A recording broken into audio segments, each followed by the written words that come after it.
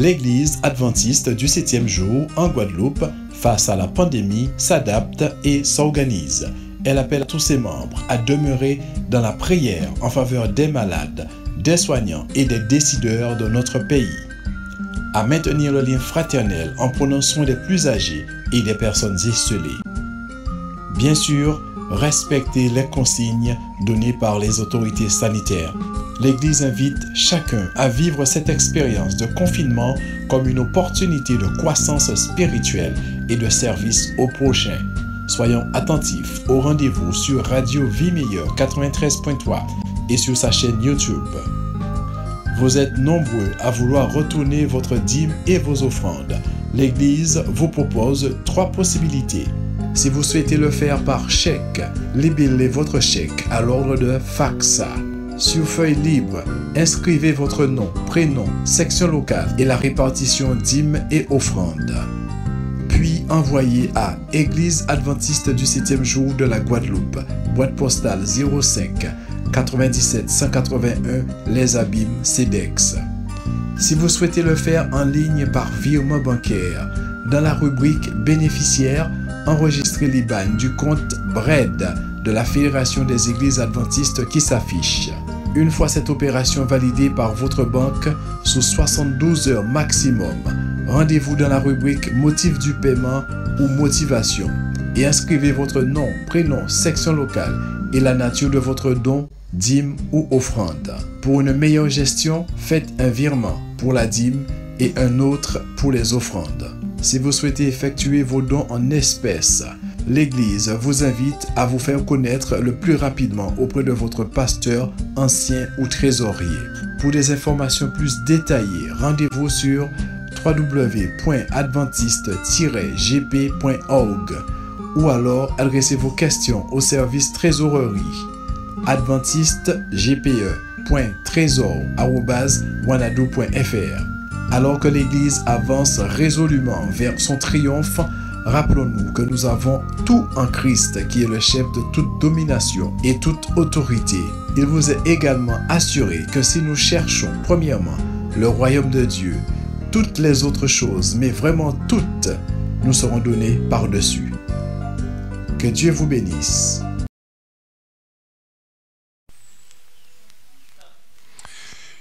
Bonsoir, chers frères et amis visiteurs, et je salue aussi tous ceux qui nous suivent sur les réseaux sociaux. C'est un réel plaisir de se retrouver à travers les images pour méditer sur l'enseignement de Dieu concernant la loi du dimanche et le sabbat. Mais avant de commencer, je vous invite à prier afin que l'Esprit de Dieu puisse nous conduire dans ce moment. Éternel notre Dieu, nous te rendons gloire, nous te demandons l'accompagnement, l'assistance, la présence de ton Esprit afin, Seigneur, que ton nom soit glorifié.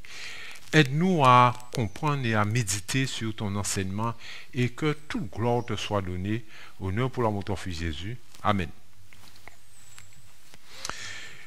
Dieu dénonce Babylone comme celle qui a abreuvé toutes les nations du vin de la fureur de son impudicité. Ce texte, on le trouve dans Apocalypse 14, au verset 8. Dieu fit le monde en 6 jours, et il s'est reposé le 7e jour, sanctifia ce jour en le mettant à part comme saint et réservé pour lui-même, afin qu'il soit observé par son peuple à travers toutes les générations successives. À travers toutes les générations successives. Mais l'homme du péché, c'est-à-dire Satan, s'exclamant lui-même au-dessus de Dieu.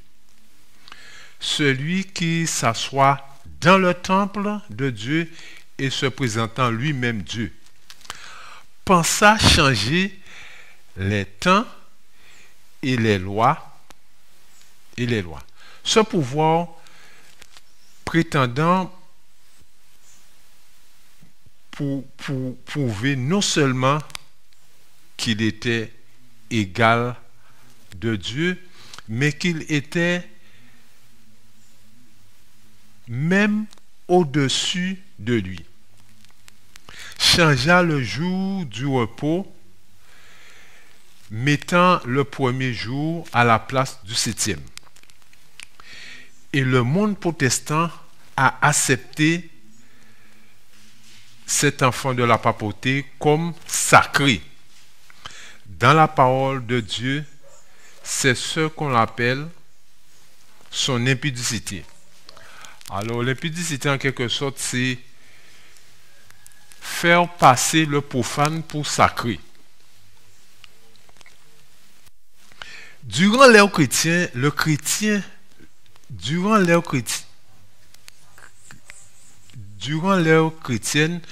grand ennemi du bonheur de l'humanité et du sabbat prescrit par le 4e commandement, l'objet de toutes les attaques, toutes spéciales.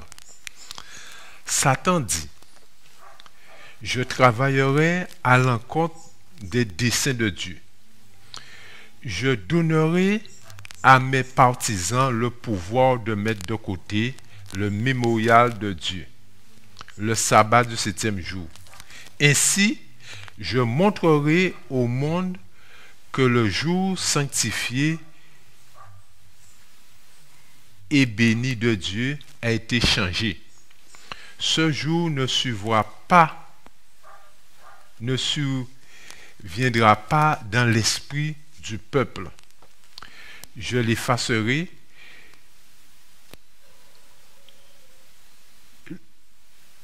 le souvenir. Je mettrai à la place un jour qui n'est pas authentique par Dieu, qui ne peut être un signe entre Dieu et son peuple. Je conduirai ceux qui acceptent ce jour à le considérer comme revêtu de la sainteté que Dieu a placée sur le 7e jour. Dans la lutte qui sera livrée dans les derniers jours, s'uniront contre le peuple de Dieu tous les pouvoirs corrompus qui ont renié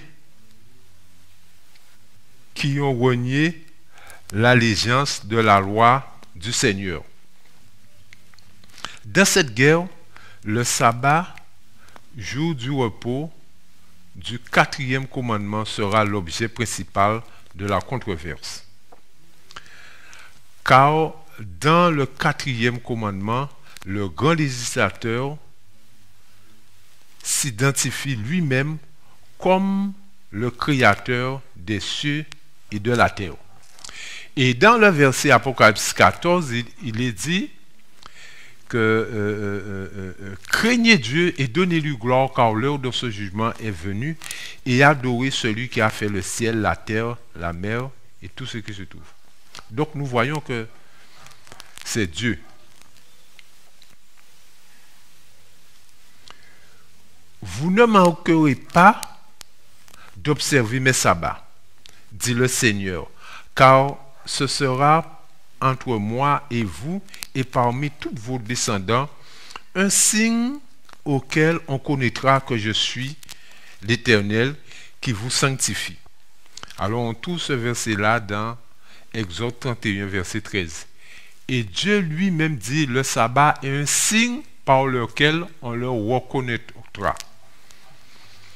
Certains chercheront par tous les moyens à mettre des obstacles sur le chemin de l'observance du sabbat, disant: vous ne savez pas quel est le jour du sabbat. Mais ils semblent bien savoir, eux, quel est le jour du dimanche. et ils ont manifesté un grand zèle pour faire en sorte que la loi contraigne l'observation de ce jour. Il nous est dit, nous nous attendons depuis longtemps à voir paraître une loi du dimanche dans nos pays. Et maintenant que le mouvement du dimanche nous menace directement, nous nous demandons que doivent faire nos membres dans cette situation. Nous devons spécialement rechercher Dieu afin qu'il nous donne sa grâce et sa puissance. Ce qu'on doit faire, c'est rechercher Dieu spécialement afin qu'il puisse nous donner sa grâce et sa puissance. Dieu est vivant et nous le pensons, et nous ne pensons pas que le temps soit entièrement venu où il permettra que nous soyons privés de notre liberté. Le prophète dit, « Je vis un ange debout aux quatre coins de la terre. Il retenait les quatre vents de la terre afin qu'il ne souffle point de vent sur la terre, ni sur la mer, ni sur aucun arbre. Et je vis un autre ange qui montait du côté du soleil levant et qui tenait le sceau du Dieu vivant. Il s'écria d'une voix forte aux quatre anges qui avaient été donnés de faire du mal à la terre et à la mer, et il dit, ne faites point de mal à la terre, ni à la mer, ni aux arbres, jusqu'à ce que nous ayons marqué du sceau le front des serviteurs de Dieu. Ces lignes mettent en évidence ce que nous avons à faire maintenant. C'est crier à Dieu afin que les anges retiennent les quatre vents jusqu'à ce que des missionnaires soient envoyés dans toutes les parties du monde pour annoncer les avertissements donnés par Dieu contre la désobéissance de sa loi. Nous devons crier à Dieu. Le mouvement des lois du dimanche marche actuellement dans les ténèbres, sont soudines dans les ténèbres. Les responsables masquent le vrai problème et nombreux de ceux qui adhèrent à ce mouvement ne sont pas conscients de l'aboutissement vers lequel ils tendent secrètement. Ils sont là dans le mouvement, mais ne savent pas vraiment où est-ce que ça va les emmener. Ils travaillent dans l'aveuglement. Ils ne voient pas que si un gouvernement sacrifie les principes qui ont fait d'eux une nation libre et indépendante, et il introduit dans la Constitution des principes qui vont propager les erreurs et les tromperies papales, ils prolongeront dans les erreurs romaines de l'obscurantisme. Un grand nombre de personnes, même parmi celles qui se sont engagées dans le mouvement, qui tend à imposer les lois du dimanche, sont inconscientes des conséquences qui résulteront de cette action. Elles ne se rendent pas compte qu'elles prennent parti directement contre la liberté religieuse. Ils sont là, mais ne se rendent pas compte qu'ils prennent parti contre la liberté religieuse. Nombreux sont ceux qui n'ont jamais compris les exigences du sabbat. Les exigences du sabbat biblique et les fondements illusoires sur lesquels repose l'institution du dimanche. Celui qui croit au sabbat croit à un Dieu créateur, législateur et qui revient bientôt. Mais celui qui croit au dimanche est un athée. Parce qu'il dit par là qu'il ne croit pas que c'est Dieu qui a créé le ciel et la terre. Celui qui observe le dimanche. Ceux qui s'efforcent de changer la constitution et d'admettre une loi qui rend obligatoire l'observation du dimanche ne réalisent pas bien ce qu'il en résultera. Une crise nous menace directement.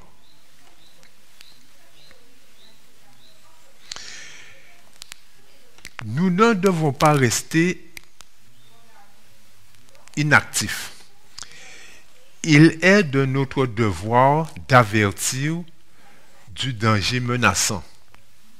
Une grande responsabilité repose sur des hommes et des femmes de prière de notre pays afin de demander que Dieu veille balayer ce nuage du mal et accorder encore quelques années de grâce afin de pouvoir travailler pour le maître. Une grande responsabilité. Nous devons prier afin que Dieu prenne les trucs en main pour balayer le nuage du mal. Ceux qui gardent maintenant les commandements de Dieu doivent se secouer afin d'obtenir l'aide spéciale que Dieu seul peut leur accorder. Ils devraient travailler énergiquement pour retarder autant que possible la calamité menaçante. Ils doivent obtenir l'aide spéciale de Dieu, en quelque part l'aide du Saint-Esprit, afin de retarder autant que possible la calamité menaçante. Que le peuple de Dieu qui garde les commandements ne demeure pas silencieux en ces temps, comme si nous acceptons volontiers la situation. Le peuple de Dieu ne peut pas être silencieux puisque nous avons un message. Nous avons un message extraordinaire. Et nous devons avertir le peuple. Donc on ne peut, le peuple et le monde, on ne peut rester silencieux.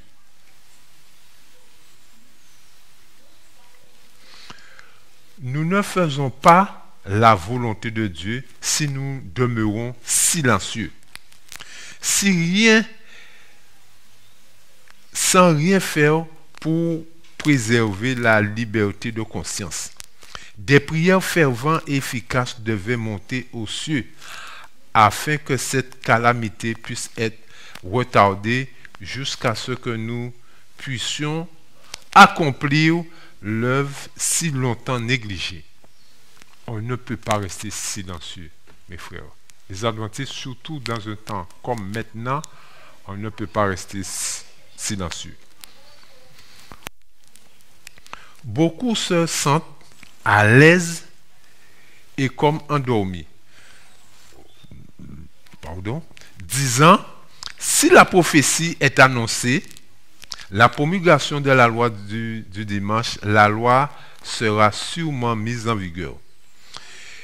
Et parvenu à cette conclusion, ils s'assoient dans l'attente calme de l'événement, se rassurant eux-mêmes à la pensée que Dieu protégera son peuple au jour de la persécution. Mais Dieu dit, mais Dieu ne sauvera pas si nous ne faisons aucun effort pour accomplir la tâche qu'il nous a confiée.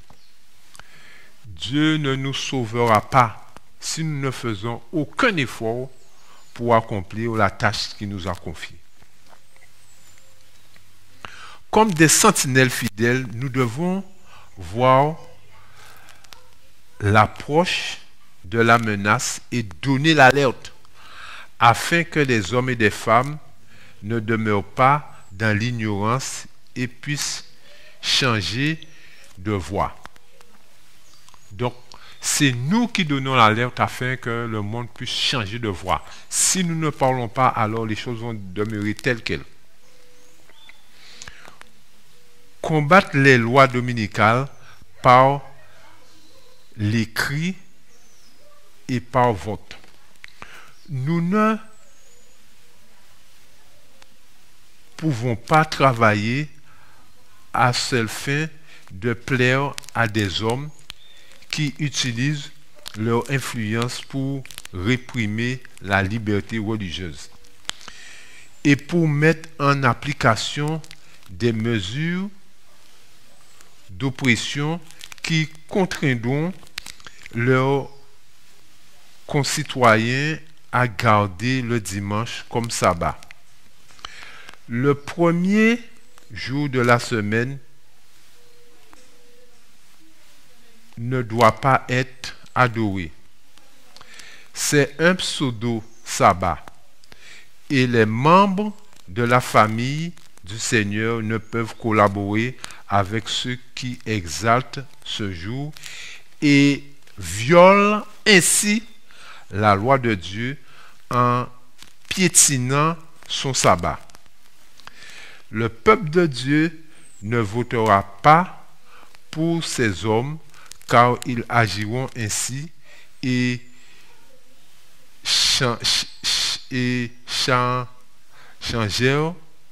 changeraient des péchés qu'ils commettent étant en fonction. J'espère vraiment que la trompette de Dieu donnera le son juste en ce qui concerne le mouvement de la loi du dimanche. Je pense que nos publications devraient se spécialiser dans les articles traitant de la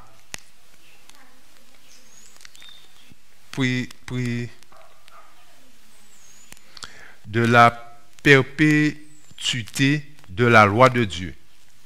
Nous devons maintenant faire de notre mieux pour empêcher cette loi du dimanche.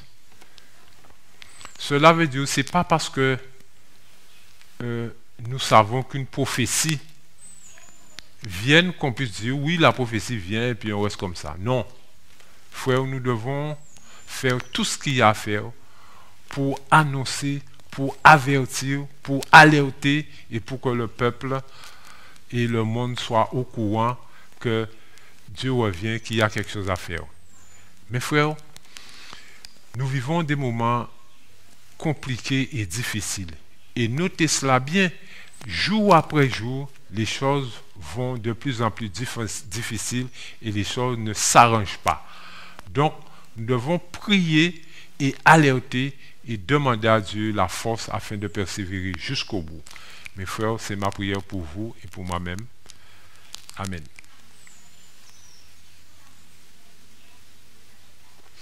Prions.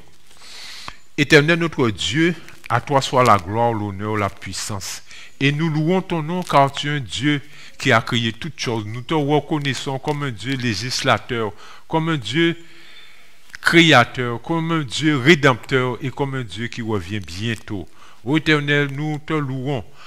Tu nous as donné la prophétie, nous savons qu'elle marche, mais nous savons aussi que Jésus nous a donné l'espérance de sa mort sur la croix afin qu'il puisse venir nous chercher. Père, aide-nous à nous focaliser sur l'espérance et à prêcher ta parole jusqu'à ton retour. Bénis ton peuple et accorde-nous la force, le courage, l'espérance. Ce sont ces grâces que nous te demandons, non par nos mérites, mais au nom de ton Fils Jésus et pour ta gloire. Amen.